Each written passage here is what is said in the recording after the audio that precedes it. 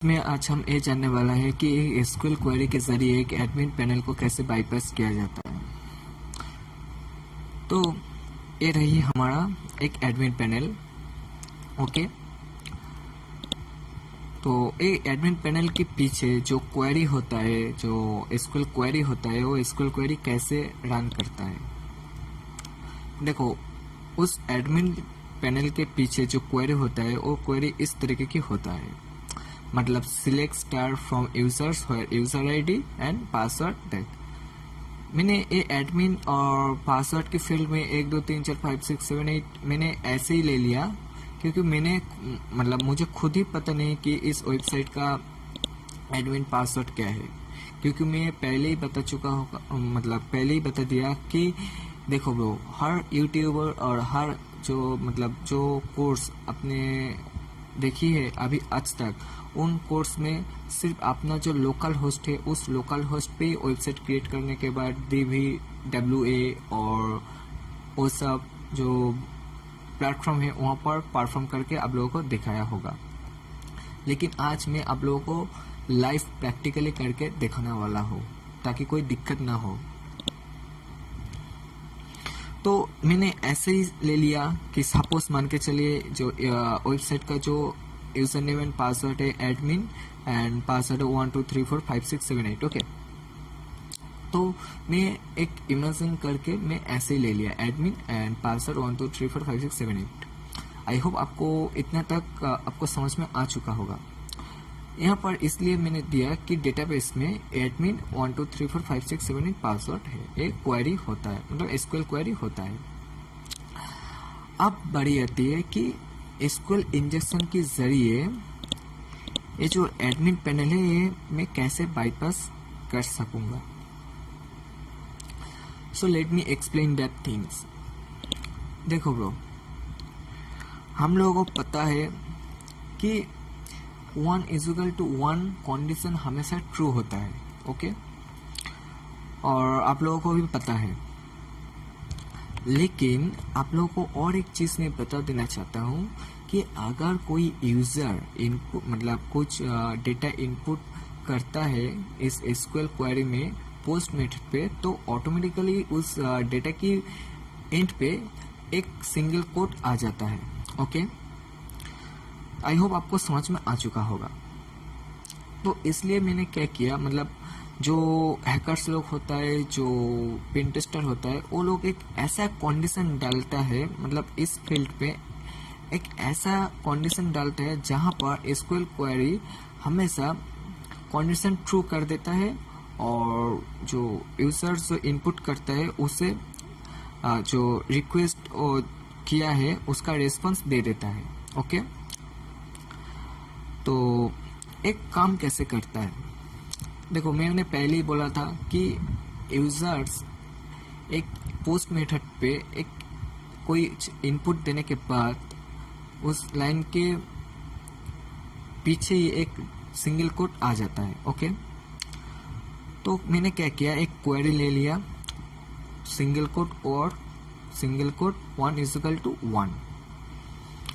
ठीक है, तो यहाँ पर क्या होगा, मैंने सपोज यूजर नेम पे एडमिन ले लिया और जो कोटेशन है यहाँ पर जो मैंने बोला वो दे दिया। ओके, एंड देखते हैं, देखो गाइस यहाँ पर वेलकम एडमिन पे मुझे एक्सेस दे दिया।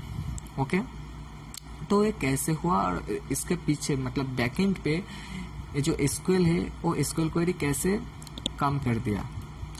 देखो वो उसका बैकएंड पे एसक्यूएल क्वेरी ऐसे रन कर दिया है। ये एसक्यूएल क्वेरी ऐसा है कि यहाँ पर सेम टू सेम है। अगर मैं इसकी जगह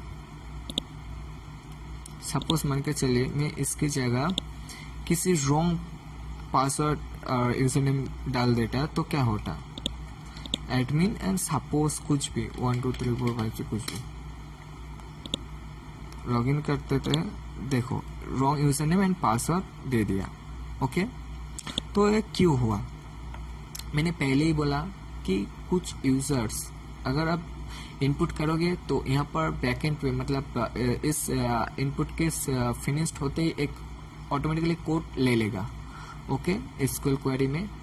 तो मैंने क्या किया, मैंने सिंपल सा एक कोड डाल दिया। तो इसलिए क्या किया कि यहाँ पर ऐसा मतलब सिंपल सा ऐसा इनपुट क्रिएट हुआ और जाकर बैकएंड पे चेक किया कि ऐसा कुछ इनपुट या फिर ऐसा कुछ यूजर्स से डाला गया कुछ इनपुट डेटाबेस पे है कि नहीं। यहाँ पर डेटाबेस पे नहीं मिला तो यहाँ पर wrong user name and password show कर दिया। लेकिन अगर मैं इस क्वेरी को डालूंगा तो ये कंडीशन ट्रू कर देता है और हमें एडमिन पैनल का एक्सेस दे देता है। आप खुद ही देख लीजिए, एडमिन लॉगिन कर देता है, ये देखिए वेलकम एडमिन शो कर दिया। ओके, तो कैसे हुआ देखो ब्रो, यहाँ पर मैंने एक क्वेरी डाला, कोड मतलब सिंगल कोड और सिंगल कोड 1:1। ओके, तो क्या हुआ, बट आप लोगों को देखने के बाद ये समझ में मतलब क्वेश्चन आ गई होगी कि ये जो कोड है एक कोड कैसे आया। देखो ब्रो, मैंने पहले भी बोल चुका हूँ, कोड ले लेता है एक एसक्यूएल क्वेरी।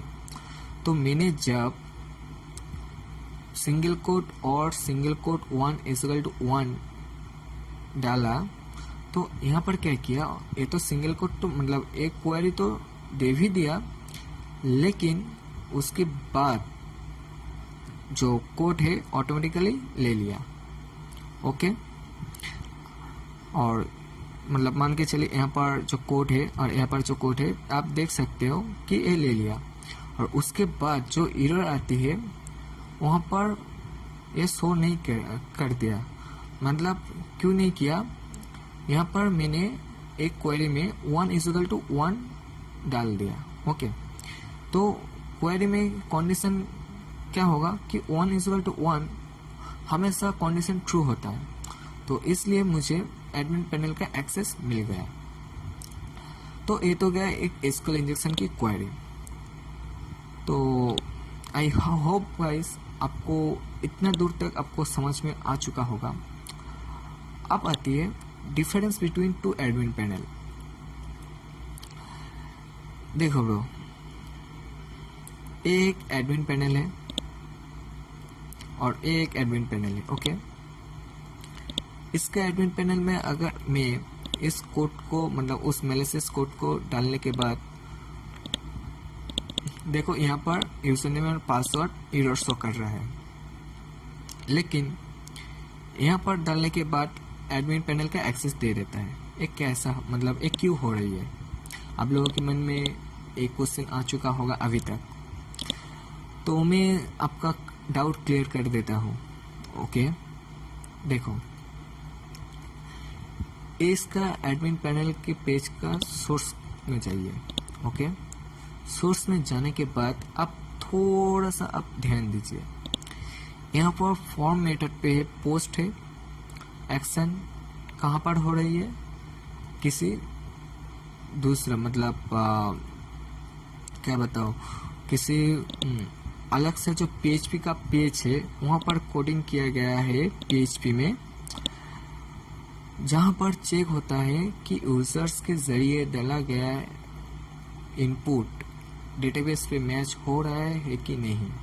ओके, यहाँ पर जो ये मतलब जो एक क्वेरी है, ये क्वेरी तो चेक कर रही है, उसके बाद भी क्या हो रही है कि इसका बैकएंड पे जाकर ये जो क्वेरी डाला गया है इस क्वेरी को चेक करता है कि ये जो क्वेरी है ऐसा कुछ क्वेरी मतलब डेटाबेस पे है कि नहीं। चेक करने के बाद ये हमें रिजल्ट देता है। तो इसलिए क्या हो रही है, अगर मैं यहाँ पर क्वेरी डालूंगा तो ये देखिए यूजर नेम और पासवर्ड एरर शो कर रहा है, ठीक है। लेकिन आप बढ़िया इस एडमिन पैनल का, इस एडमिन पैनल में क्या है जो एसक्यूएल क्वेरी से बाईपास हो रही है। तो इसके सोर्स पर पेज सोर्स पे जाने के बाद अब थोड़ा सा ध्यान दीजिए कि यहाँ पर जो एक्शन हो रही है, देखो फॉर्म में लॉगिन फॉर्म है, मेथड पोस्ट है, सेम टू सेम, लेकिन एक्शन आईडी जो है वो लॉगिन फॉर्म में है। ओके, मतलब ये लॉगिन फॉर्म में है, यहाँ पर अलग सा कोई पेज नहीं क्रिएट नहीं किया गया है, ठीक है। मतलब बैकएंड पे चेक करेगा कि ये क्वेरी सही है कि नहीं, ये सब वगैरह चेक नहीं किया। यहाँ पर डायरेक्ट यहाँ पर जो इनपुट है ये डायरेक्ट यहाँ पर इनपुट का दे दिया गया है। ओके, आप खुद ही देख लीजिए कि value user name and password. Okay, focus में दिया गया है double equal to user name.